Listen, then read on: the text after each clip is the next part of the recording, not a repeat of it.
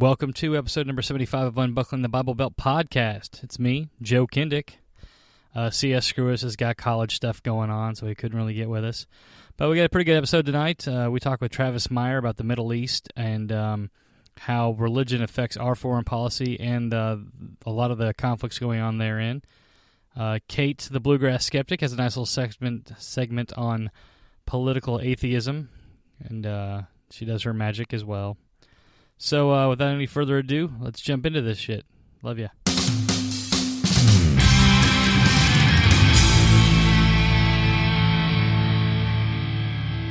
Anyway, so getting into what we were going to talk about tonight, I was going to kind of, there was a couple of points I was going to discuss here, and really the overarching topic was going to be kind of religion and foreign policy and even to domestic politics to a certain extent.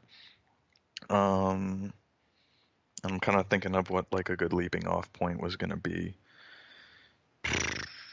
I mean, how does the I would say George Bush saying that God wanted us to invade Iraq would be a good jumping point. Yeah, I mean that's not a bad one.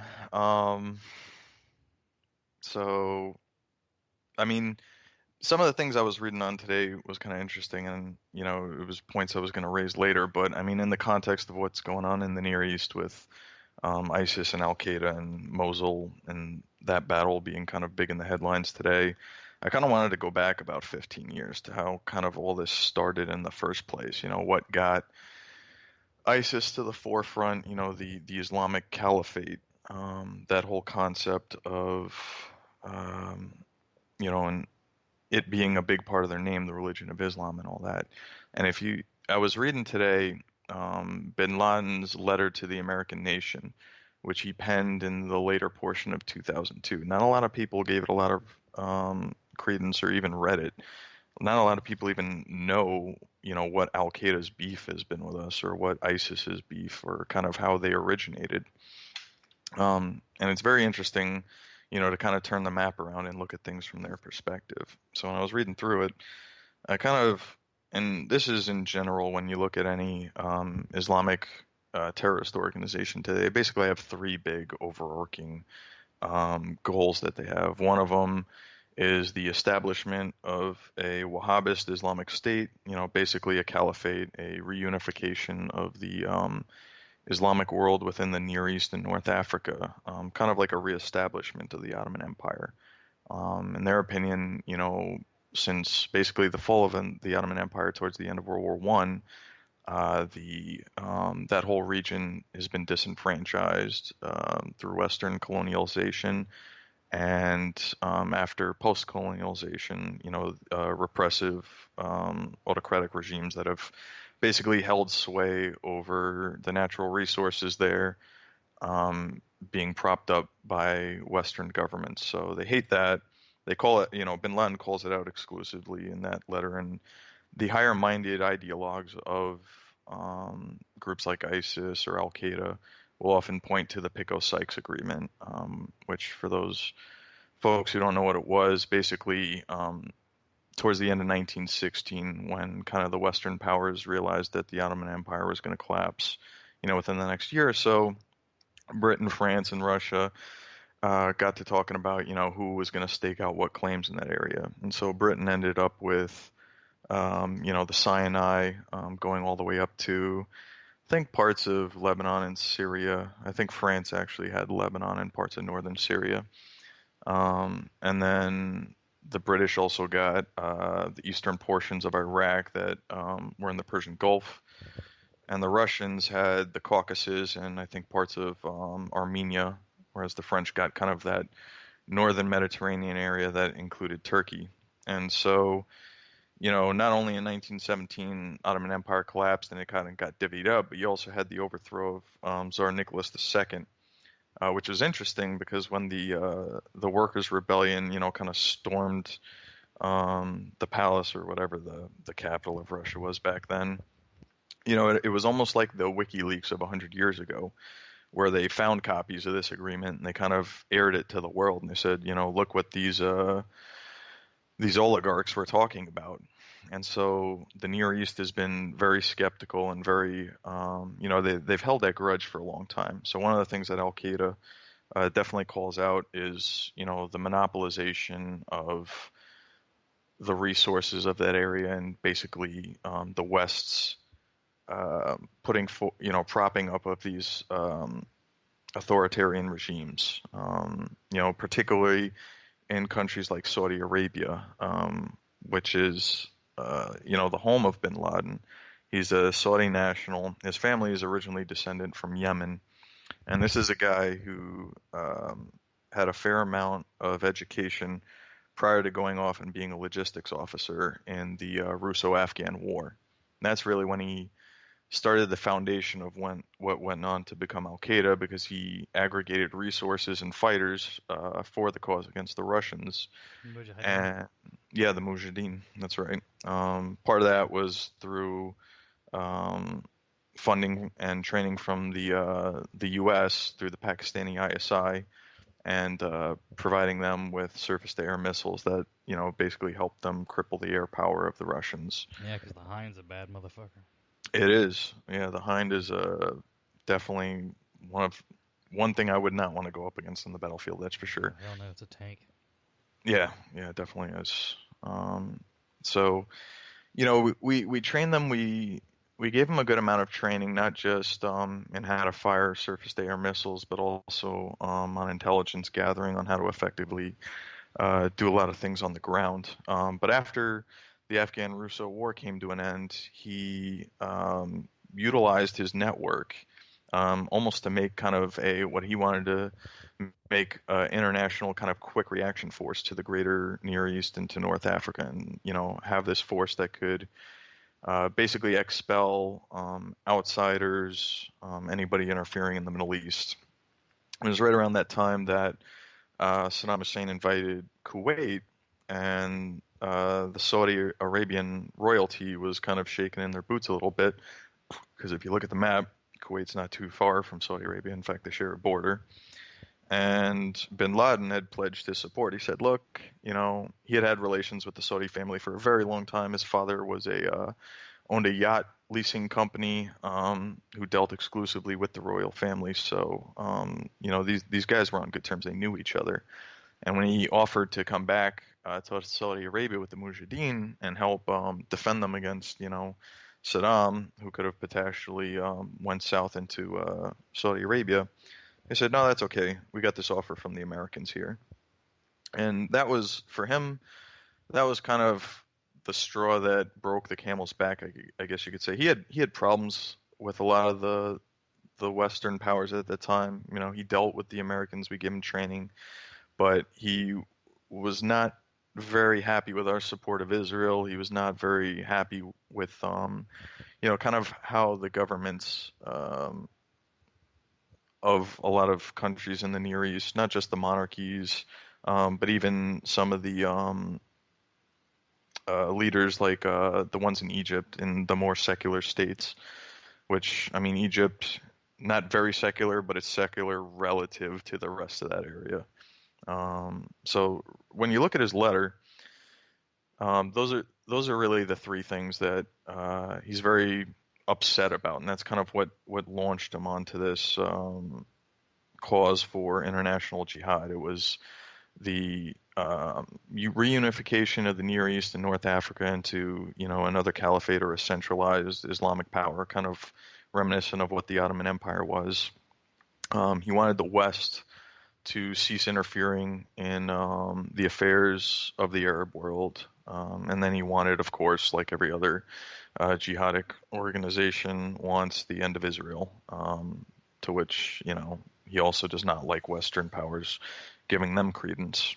Those were the big things. And, when you look at religion in warfare and religion today, a lot of the passages that he gets his, I guess you could say, justification for immoral acts from, it's in there in the Hadith and in the Quran. Surah 9, among other passages, Mostly, in fact, more so in the Hadith than the Quran. I don't have the footnotes in front of me here, but having read both, I remember particularly seeing more of that in the Hadith. And really, that's not just in the sense of Islamic terrorism, but religion as a whole can really, when you create this unquestionable authority, right, that nobody can question, and then you write verses out, that is divinely inspired, or comes from this unquestionable authority that justifies immoral acts. That's what really gives them a foot to stand on when you talk about doing things like throwing gays off of roofs, or there's no checks and balances. That's your moral authority, and it doesn't matter how non-moral it actually is. yeah, I mean, that's pretty much it.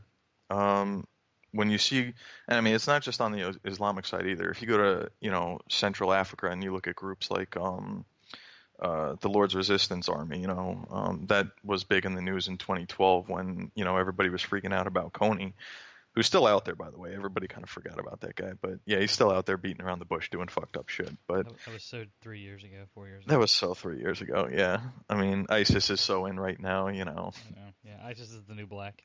So yeah, exactly. And I mean, they're not exclusive to that area. You got Boko Haram in Nigeria. You got Al-Shabaab in East Africa.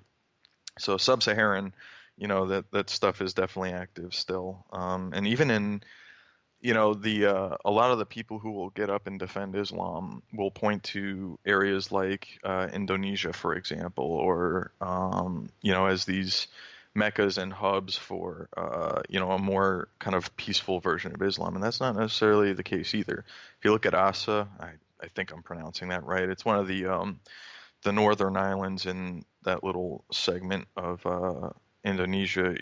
They've got a pretty good insurgency going there.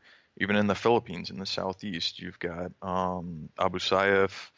In India, which houses the second largest population in the world of Muslims per capita. You've got, incidents like Gujarat in 2002, and, Kashmir and the border between India and Pakistan, which is probably one of the most dangerous areas in the world today. And when you consider that both of those countries are nuclear armed, powers, it's pretty scary. They've actually been, it's been in the news recently that they've, kind of had a tit for tat thing going on. But that's nothing new. Most people don't realize that either, is that the three countries that have the highest per capita of Muslims are actually all subcontinental Asian nations. So you've got Indonesia at number 1, India at number 2, and Pakistan at number 3. None of those are Arab countries. It's kind of an interesting fact. And then you've got Dearborn, Michigan. So. And you got Dearborn, Michigan. I think most of the Muslim influx there actually comes from East Africa, if I'm not mistaken. I think they have I think Minnesota is that way. Then maybe Somali. I thought a lot were from a lot of Kurds. I thought were up there. Really, I didn't know that. There's a lot of Kurds in Nashville. Kurds are, that's a group of people that I really feel bad about. I mean, they're getting kind of the brunt of what's going on with ISIS on both fronts, because they got kind of, a part of northern Syria, they got a part of northern Iraq, and then part of Turkey, and that whole group of peoples is just kind of overlapped between those three countries, and really that goes back to the Pico Sykes, because when the Europeans, mostly the French and the British, kind of broke that whole area up, they started drawing lines, in the sand, kind of to what was convenient for them. But they ended up leaving all these groups of people together, bunching them together, groups that really shouldn't have been bunched together in the first place. And Iraq's a prime example of that, because you've got about 60% of that country is Shia, and that's basically Baghdad East. And then you've got the Sunni concentration, which makes up about 30% of that country, and that's all in the Al-Anbar province, my old stomping grounds. Unfortunately, my timeshare residence there isn't in too very good shape, but I used to vacation there in the summers. It was a nice area. And then north, you and Sean Penn? Yeah, me and Sean Penn, yeah.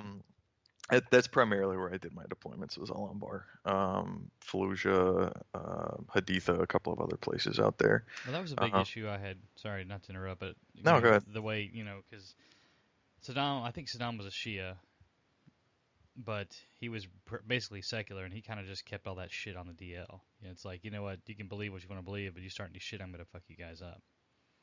Which is the Yeah, nice thing about being a dictator. You have that kind of power.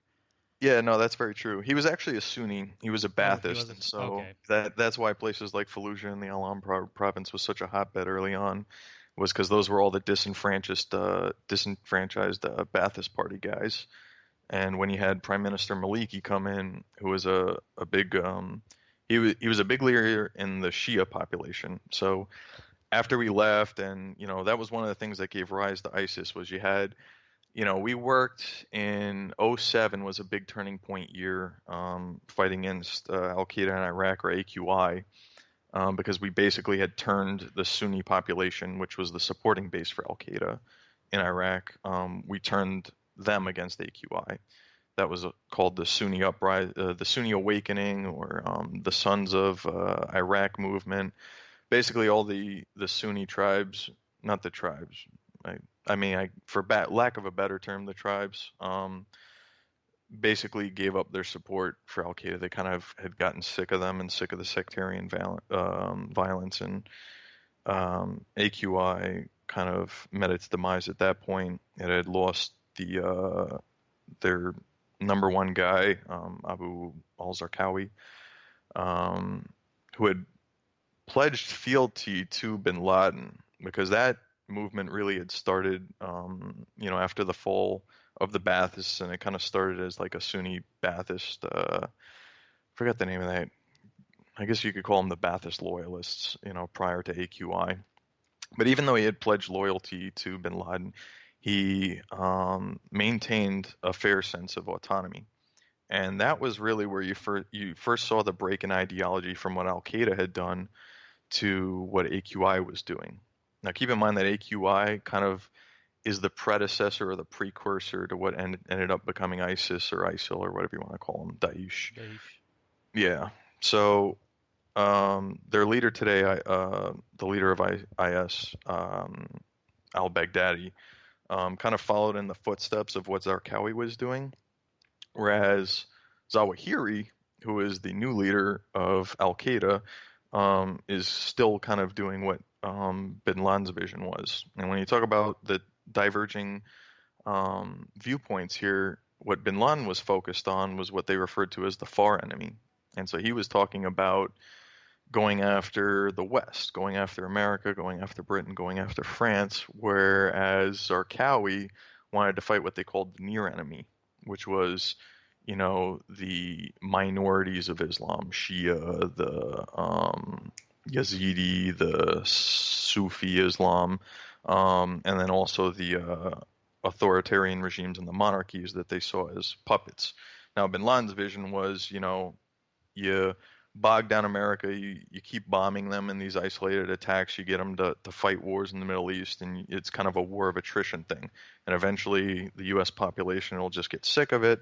They'll withdraw. At that point, the countries in the Middle East, or the governments there, will start losing their support. And at that point, we can fight the near enemy. Now, Zarqawi's strategy and Baghdadi's strategy is kind of the opposite. They want to go after the local governments first, establish that caliphate, and then, from there talk about, going after the Western powers. So it's two very different strategies.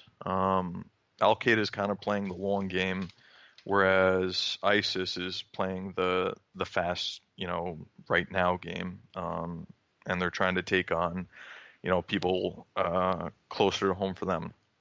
The benefits for them is that, there's a war going on right now. They can bring people to it. It's a big recruiting and propaganda thing. The downside to that is they're getting a lot of attention, obviously, and from the looks of everything, it's kind of backfiring on them. It's stoked a huge proxy conflict in the overall region, not just in Iraq, but in Syria as well. And really, a lot of this, there's no one single cause that created the whole conflict. There was the 3-year drought in Syria that, created a whole lot of unemployment in a part of the world where the youth demographic, the military age male demographic, people from the ages of 15 to 40, a lot of those folks went unemployed. They were a Sunni majority population in a area that was run by Shia Alawites, the Assad regime, who was a pretty oppressive regime. They kind of got sick of it. When the government's not doing enough to take care of its people, especially if there's kind of an us versus them dynamic going on, that's when people are going to start picking up AK-47s. So that, in addition to the other side of the border, where now this new Iraqi Shia-led government is disenfranchising, parts of the Sunnis who were like, yeah, we worked with the Americans, we helped them get rid of AQI. Now we're supposed to have our say in government. And meanwhile, the government we established is kind of disenfranchising them. They got sick of it. So between, what was going on both sides of that border, that's kind of what gave rise to ISIS, or it allowed them to recruit, certainly, and kind of take what might have started from, one country being upset with what its government was doing in the face of a strong drought, in the face of the Arab Spring that was going on around that time, and kind of taking that movement captive and using it to its advantage, basically hijacking it and using it to achieve its own goals. So unfortunately, that conflict has been playing out for, can't believe it's been, almost 6 years now? 5 years and some change? Still, people are still, they're still recruiting, and their social media presence is pretty impressive, actually. Yeah, it is. They are masters at information warfare. If there's one thing that they do well, it is propaganda, it is recruiting, and it's getting their message out. Surely, we could hack their shit. Well, there's upsides and downsides to that. It's like whack-a-mole. You take down one of their websites, they're going to pop up 3 or 4 other ones. Not only that, but once you've intruded one website pretty well and you're gathering a fair amount of, intelligence on it, do you really want to close off, that source of intel? Yeah. So, that's kind of a lot of the reasons why we let that play. And even then, we might take advantage of that. And I think even groups like Anonymous have, I think, put up a whole bunch of like gay porn on ISIS websites and things like that. And it's pretty funny. That's very funny. But unfortunately, and what's particularly disturbing, I think, in their case, and, if you ask me my opinion, I think ISIS, may take another year or so, but I think once Mosul is taken, it's only a matter of time before Raqqa gets taken on the other side of the border. They're getting pinched on both sides right now. You got Russia and the Assad regime closing fast from the west. You got the Peshmerga, the Iraqi government, supported by U.S. and coalition special forces and airstrikes to the east and to the south. They're hurting economically. After we've destroyed most of their airfields, they've gone from paying their field troops, 400 a month down to 100.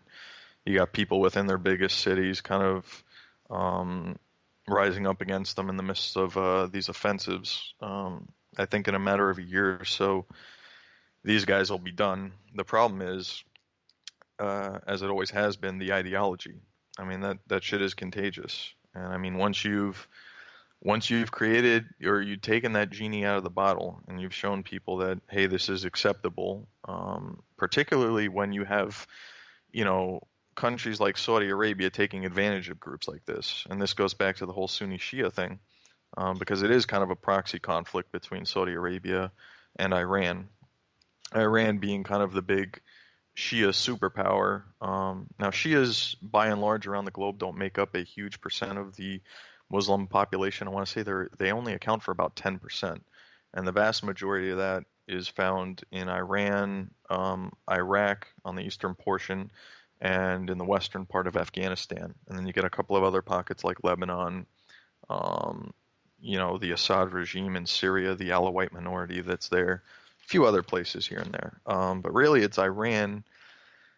If you look at things from their perspective and you turn the map around, you've got Saudi Arabia kind of dominating the area and being kind of the head of OPEC economically and the head of, the Arab Council to a lot of the other countries that they've got the most political clout and even one of the largest militaries. And That we what give they're, stuff to.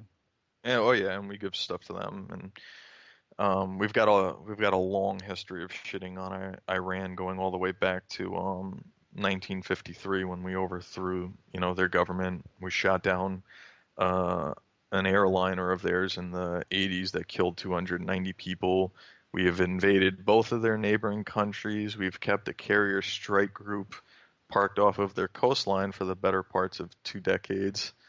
And we've told them that they can't pursue nuclear energy. And we've had sanctions against them. And we fund their 2 biggest arch rivals, Israel and Saudi Arabia. So they've actually got a pretty good case for being mad against us. I'm just throwing that out there. Yeah, you treat somebody like an asshole long enough, they're gonna fucking jump back on you.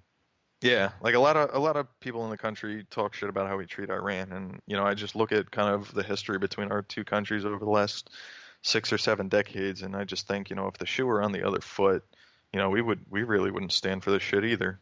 But that's a different topic.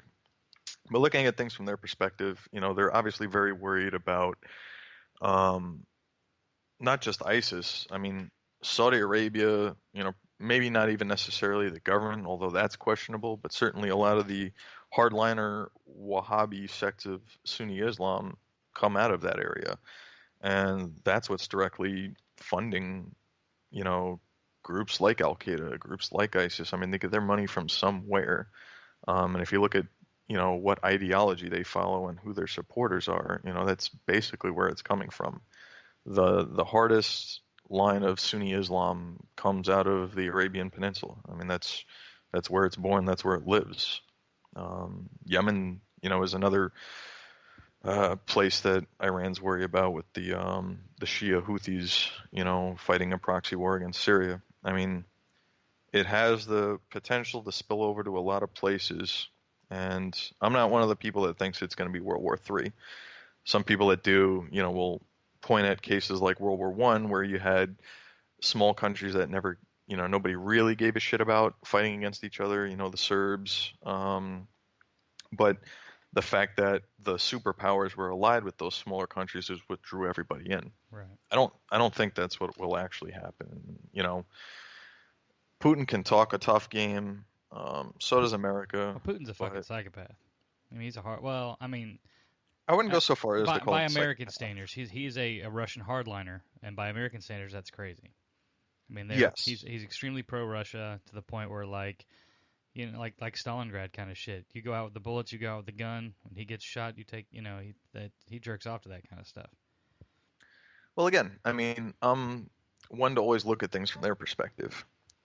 You can look at Putin and say, this is a guy who's giving rise to all this shit, or you can look at Putin and say, this is a guy who's a symptom of the trends and forces and underlying causes that have been there for quite some time. Russia's felt very vulnerable, since the collapse of the USSR in the early 90s.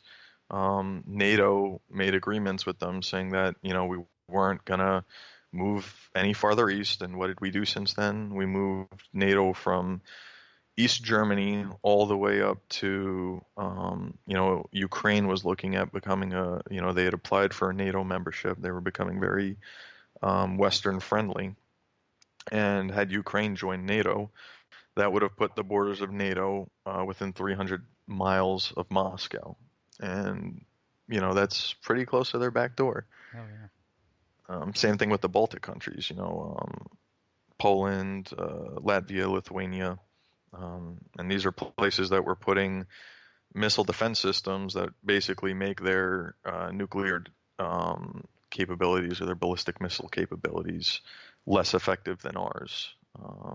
So, I mean, if, again, we freaked out when they put, missile systems in Cuba, yeah. It's kind of the same thing, What's the point of having a nuclear deterrent or matching mutually assured destruction if it's not mutual? Yeah, exactly. When you start making it not mutual, that's when, people get scared, and when people get scared, they do, scared people shit. But Russia has always had a bit of a nationalistic streak, much like the U.S. has had since the end of World War II. And Putin was kind of he was almost like, he was to the nationalists in Russia what Trump is to the white xenophobic nationalists of rural America. Like he was the guy that was going to be able to speak up and be the strong man for them. And he's been in Russian government for a long time. He knows where the bodies are buried. Probably buried some of them himself. I guarantee we did. He's ex-KGB, so you know we did. Yeah. Oh yeah.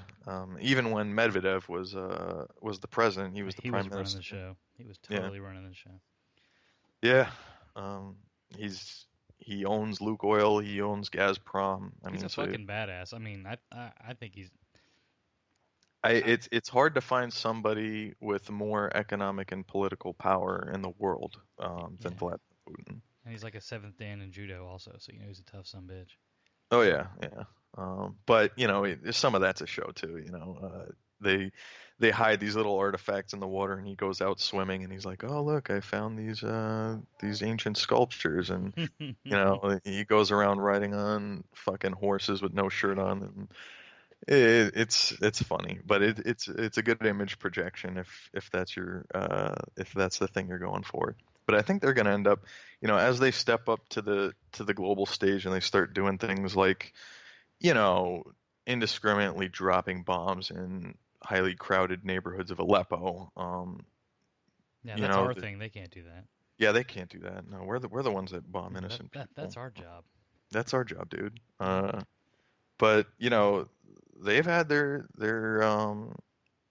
stints with Islamic, hardline terrorist the Georgia situation. Too. Yeah, or Chechnya. Not even Georgia, Chechnya. Yeah. The first and second Chechen wars, and that's a really good case study in unconventional warfare. If you ever read into that stuff, they learned a lot of lessons from the first Chechen war. Basically Christmas of '94 going into '96. They lost a lot of people trying to take Grozny. And what they ended up doing when they went into Chechnya the second time was, it bordered on genocide. International war crimes, because they basically just sealed off a city and leveled it with artillery and airstrikes for a good amount of time, which is more or less what they're doing with Aleppo now. Well, in fact, you can't re-educate people sometimes. Well, I say that, but that's an attitude. I know, like the rocks in Vietnam, they believed you couldn't re-educate a communist. So it was, once you gave me your info, you're dead. Yeah. Didn't say it's a good thing. Just saying that's what people do. No, I know. I realize that we've talked a lot about these different parts of the world, but we've kind of got off the topic of religion and how it plays into everything. Yeah. We totally did. Sorry. No, that's all right. I think I started off talking a little bit about Bin Laden's letter to America. And one of the things that always strikes me, because you see it everywhere when you talk about these groups, is the support of Israel. And I want to talk a little bit about this because I don't think a lot of people kind of look at that situation and kind of understand it for what it is. Again, like a lot of the rest of this discussion, a lot of it kind of falls back to the end of World War I, when you really first had the Zionism movement taking off. It was really spearheaded by this guy, Theodor Herzl, who kind of proposed the idea that a lot of the European Jews should migrate back to the traditional homeland, quote unquote, of Israel. He had a lot of clout with the British government, to include folks as high up as what the hell's his name? Lloyd George. I probably fucked his name up, but that sounds about right. Anyway, Britain became Israel became or Palestine, I should say, became a British mandate from 1917 all the way up to 1948. And at that time, around 1917, there were a lot of, Jewish people living in Palestine, but they were a very small minority there. And, once the 1930s started happening, you had, large migrations of European Jews moving back to Israel for obvious reasons. I don't think we need to go into that. Yeah. But it was such a large influx that by 1939, the British kind of had to say, hey, we need to, start putting a cap on this. They issued a, kind of like a white paper declaration in 1939 that says we're only going to take, a certain amount of quota per year. And at that point, That's when you had, and I'm hoping I pronounce this correctly or recall it correctly, the Haganah, which was essentially what we would consider a terrorist organization today, blowing up British hotels and British railroads. These were a lot of European Jews that had started smuggling folks there illegally. Now, keep in mind that the immigration at this point was starting to eclipse the Palestinian population. I mean, we're not talking about a group that comprises 5 to 15% of the national populace. We're talking about it going from that to more than half. And I mean, if you look at how Republicans in this country will freak out about, Mexicans or South and Central Americans immigrating to the U.S., can you imagine if all of a sudden tomorrow or a few years from now, the U.S. was made up of 65%, Mexican immigrants? What do you think those folks would be doing? I think it's supposed to be, actually. I think in 2050, they will be the majority, I believe. In 2050, for sure, like the traditional, quote unquote traditional, because I mean, if you're talking traditional, you're really going back to Native Americans, but whites are definitely going to be in the minority. And I've got no issues with that. Like, really, I could not give a shit less about that. But all I'm saying is, there's a bunch of white Christian folk in this country that really don't like that.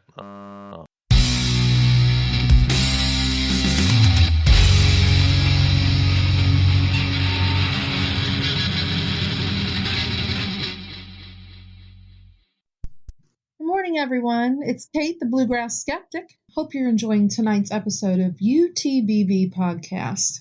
Tonight, I wanted to do another Bitter Stories if you read to the bitter end.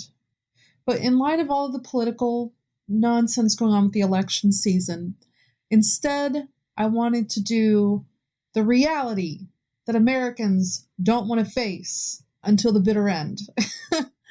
And to get that started, I think the main thing we're going to be talking about tonight is practicing political atheism while you're living in a zealously theistic country.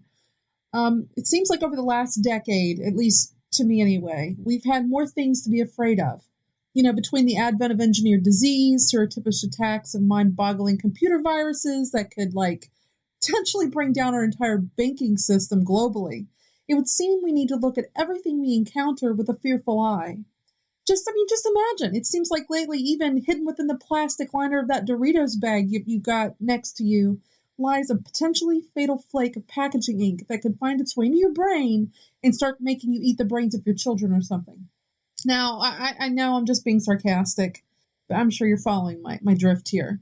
Though they did prove the dusty cheese on those chips does kill brain cells, guys. And I don't know if those cells actually get replaced. But, I'm kind of digressing here. I mean, who really needs the letter Z anyway? Now, as an everyday citizen on planet Earth, it would seem without adding any additional influences on our lives, trying to survive on this globe is a pretty frightening prospect. When you add religion on top of all of this mix, and when you add religious media on top of it, an everyday talk show with, let's say, somebody like Glenn Beck, your mind kind of transforms him into some type of a pouty pundit that's carrying a tray with, the Kool-Aid Man's head and a knife and swastikas and all this crazy stuff. You start getting these ideas in your head of his extremist views. If you're somewhat progressive like I am, some of the things that comes out of Beck's mouth it's frightening. I mean, half of what he says anyway is garbage, but you get my point. Lately, though, it seems like even the science world's been kind of thrown into the windstorm of superstition and rather theocratic reasoning, if you haven't noticed. The Tetrad blood moons in particular from last year, they had providing like a cosmic quaking of ecstasy-filled bedwetting all throughout the religious communities. And since their passing in 2015, they've already got the next prophecies lined up for, I think it's like 2033 and 2034. I know, it's like, God, how many times do I have to go through this in my lifetime with people? But everywhere around us, you see these theists, and just think about it. I mean, they're waking up immediately in fear as soon as they start their day. They're just deluging themselves in so-called morning news. They're hanging on every murder, Israeli missile strike, an announcement by the banks of more bad news for their retirement accounts. all this information they're cataloging into their minds while they are still sitting there eating their breakfast, and they're mulling over the previous evening's Bible studies that focus on Revelations and God's return. And you got to admit, they're probably kind of excitedly realizing the haphazard link between the news and the previous evening's studies. And these believers call their parents, talk to coworkers, and I should know I'm one of those unfortunate coworkers that listens to this delusional, bogus bullshit. And they even post their notions of prophetical confirmation on social media. Those who attempt to counter such line of thoughts are met with such great resistance. I don't know if any of you have ever ran into that. Who hasn't if you're in the secular community, right? The instant you start talking sense, rational, calm thinking, you're immediately fooled by the world and Satan. That's what I always seem to get from these people. I mean, those of us who recognize the illogical leaps that were made to receive such a euphoric state of panic, we truly wonder just how crazy a person has to be to subject themselves to such emotional drama. To not be willing to look at the flip side to a claim and honestly evaluate the information as a hallmark of such behavior of fearful escapism. This is groupthink at its finest, guys, and without it, occult escapism wouldn't even begin to flourish.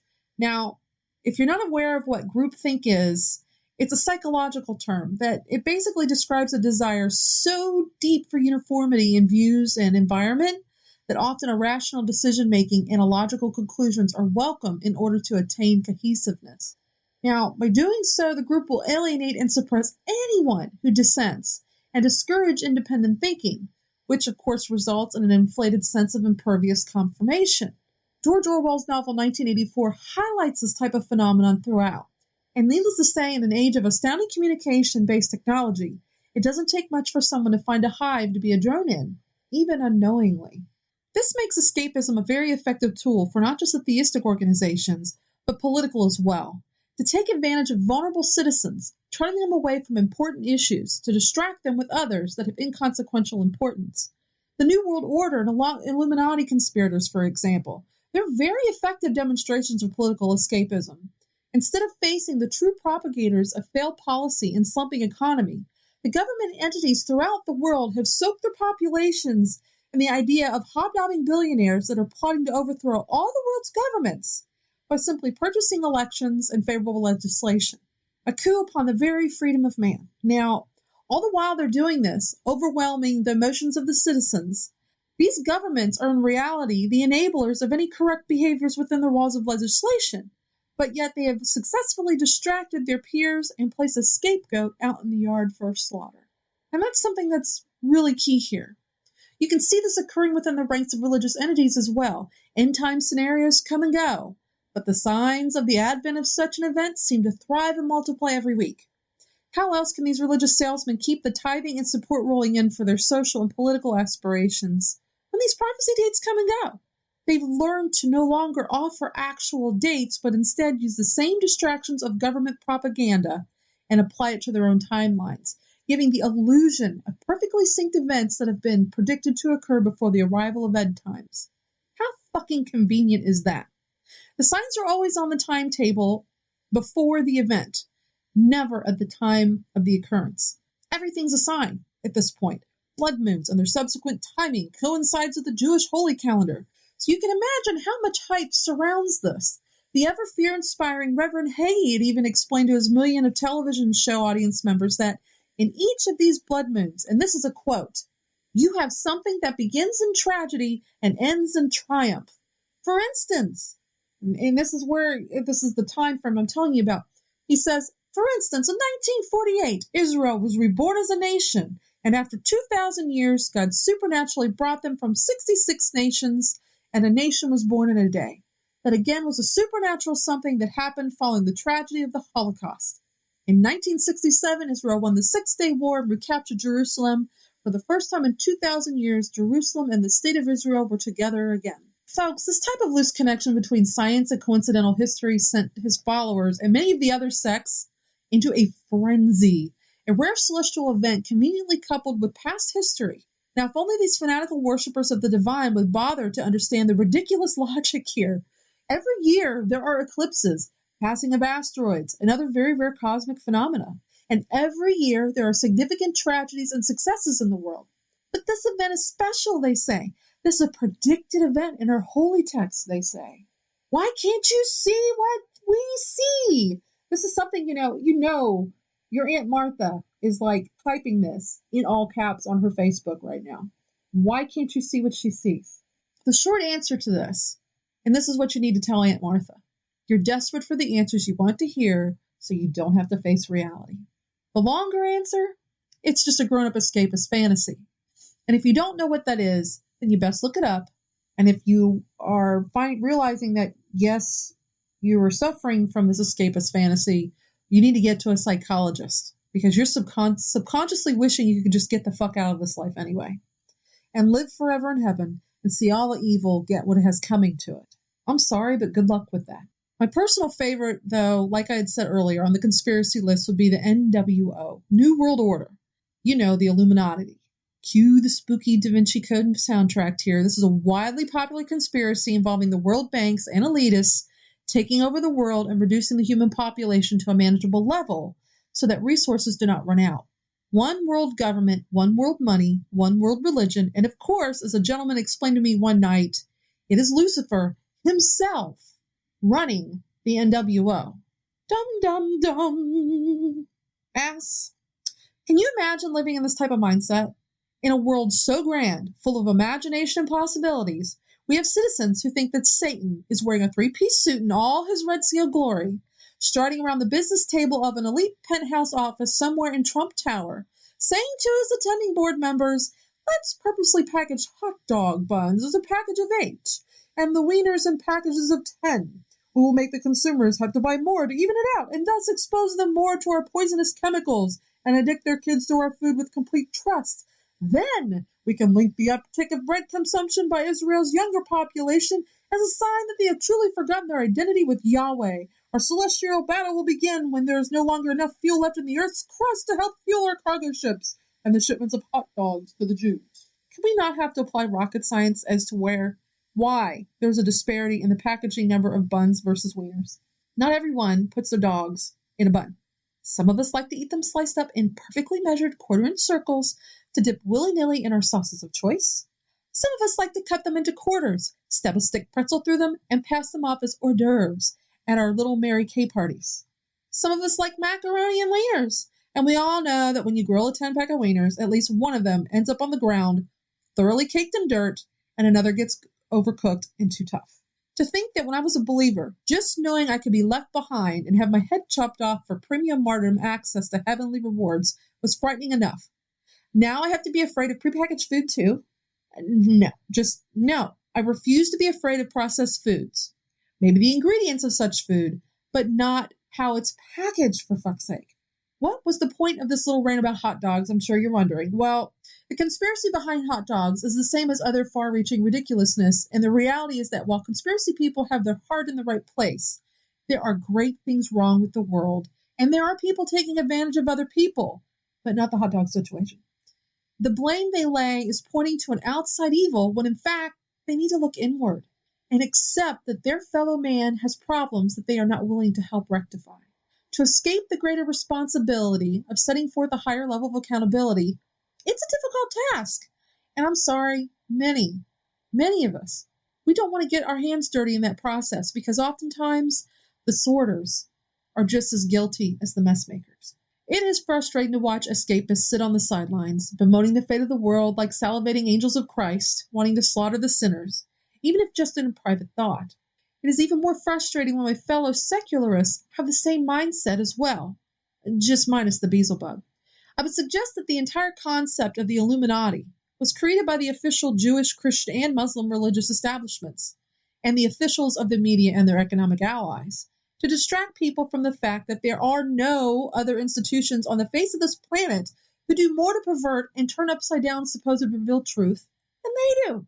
What they are saying is that it is not us who are responsible for the evils in the world because of the satanic theologies that we teach. We are the good guys. It's some shadowy organization. The Illuminati. Yeah, the Illuminati, that's it. Who are the truly evil ones? So keep on giving us your money so as the good guys, we can fight the evil Illuminati on your behalf. It is us who will save you from the evil Illuminati. Just do not question what we tell you, or it will be curtains for you. It is all fear-laced propaganda, folks. A believer in Christ has nothing to fear anyway. The prophecy is incorruptible. God is incorruptible. So if there is fear and uncertainty about one's future, wouldn't that believer have to then find fault with his or herself while in the throes of revealed truths of conspirator knowledge? This is something I try to point out to those who are desperately hoping God comes back soon and sweeps them out of the clutches of the mortal coil. I also try to point this out with my secular tinfoil hat aficionados who want to see the government liquidated overnight, seemingly content with the strange idea that if we didn't have the current government, all the citizens of the United States would magically agree to common ground overnight, and we would not fall into the terrors of civil war. I get to the why of these kinds of wishes and hopes, but then I ask what their fear is all about if they get what they are asking for. Show some faith, but that is when the curtains fall open, and you almost always get an admission out of them along the lines of, I don't think this is the best for our world, but I doubt it will happen in my lifetime. It's all fantasy through and through. Something to keep the overburdened going, something to help these unnecessarily frightened people to find meaning to all they have put on their shoulders in this life. And if you manage to get one of these poor souls to admit their shaky belief, that is when you provide the number of really trustworthy counselors or psychologists, and let your little stressed-out human refugee of mind games know that it doesn't have to be all chemtrails, rapture, and the end of the world. Practice some political atheism and common sense this season, folks. Prioritize what is really important. And please, start realizing where you participate in the games that the corrupt organizations play in.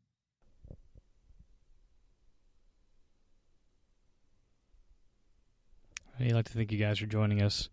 Had a fucking issue with goddamn Pamela again, recording the interview. Same issue I had with Dan Errol. About 35, 40 minutes in, it just started going to shit. So that's 2 interviews now that have been amazing and been fucking destroyed by software. So I'm 86ing Pamela for my life. Sorry, dude. You're gone. I spoke to Travis about it, so we're going to probably do a 2-parter and possibly a 3-parter on this. The knowledge this guy has is pretty amazing. So, and he's really cool to talk to. Next, let's see, 2 weeks from now, I'll have an interview with, I'm going to have Thomas of Thomas in the Bible and Atheistically Speaking, Comedy Shoeshine, and Open Arguments on. So we're going to have a fun little talk. I assume everyone here who listens to us knows who he is. Dude's pretty funny. He's pretty cool. So it'd be cool to have him on. And that's about it, guys. So enjoy life. Peace.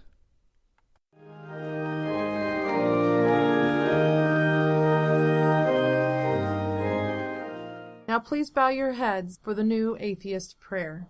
To the mortally created Father in heaven, I decided to forego your name. Your kingdom was false. Your will was non-existent on earth and even in the stories I heard of heaven. Every day I earn my family's bread. I work hard to have my wrongs forgiven and hope I am shown compassion in return as I show to everyone that has wronged me. I no longer let your promises lead me into irrational decisions, as I understand I only have myself to blame. Ramen.